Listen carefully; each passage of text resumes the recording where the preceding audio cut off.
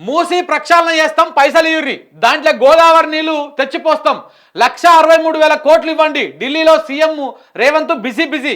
కిషన్ రెడ్డి, గడ్కరీ, ధర్మేంద్ర ప్రధాన్ తోటి భేటీలు, regional ring road, metro second phase, radial రోడ్లకు నిధులు ఇవ్వాలని వినతి.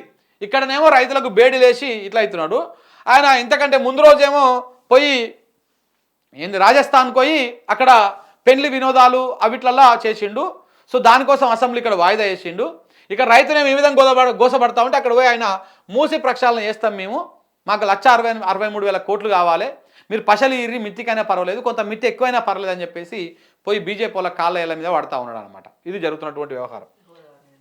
గోదావరి నీళ్ళు తెచ్చిపోస్తాడు. అదెంత బేసిక్గా గతంలో ప్రభుత్వము పెట్టిన ప్రపోజల్ ప్రకారం ఏమో 1,500 కోట్లు ఏమవుతుంది, ఈయననేమో 7,000 కోట్లు పెట్టి పోస్తా అని చెప్తా ఉన్నాడు. ఏడుకెళ్ళి మల్లన్న సాగర్కి వెళ్ళి తీసుకొస్తాడంట, కొండపోషమ్మకి వెళ్ళి ఏడంట. ముక్కేడు ఉందిరా అంటే ఇట్లా చూపించుకోవాలి ఎవడైనా. మన రేవంత్ రెడ్డి గారు ఇటు ఒక సుట్టు కూడా తిప్పాడు, 3 సుట్లు తిప్పి చూపిస్తాడు. ఎందుకంటే పశలు ఎక్కువ రావాలి కదా. మల్లన్న సాగర్కి వెళ్ళి తెస్తే 7,000 కోట్లు అవుతుంది. అందులోకి వెళ్ళి కమ్సే కమ్ ఎంతో కొంత కమాయించుకోవచ్చు, మా కొండలు సంచి నింపొచ్చు. లేకపోతే ఎట్లా నింతది? మా కొండలు సంచి నింపడమే టార్గెట్ ఆయనకి. కొండల సంచి ఎట్లా నింపాలి మనము? ఏం పని చేస్తే మూసి చేద్దామంటే ఈ కేటీఆర్ అడ్డం పడబట్టే, మూసి చేద్దామంటే ఆ ఈటల రాజేంద్ర అడ్డం పడబట్టే, ఆ మూసిలో 1,00,000 కోట్లు పెట్టి చేద్దామంటే చేస్తే మా కొండలు సంచి నింపుదాము, పాపం వాడు ఆకలి మీద బాగున్నాడు, చాండ్రోళ్ళకి వెళ్ళి అన్నం తింటలేడు అని నింపుదామంటే ఇప్పుడు వీళ్ళందరూ అడ్డం పడబట్టి. సో అందుకే ఏం చేస్తా ఉన్నాడు ఇప్పుడు, ఇక మిగతా కార్యక్రమాల మీద పడ్డాడు. జర్ర కొంచెం మర్చిపోయాక మళ్ళీ మూసి స్టార్ట్ చేస్తాడు.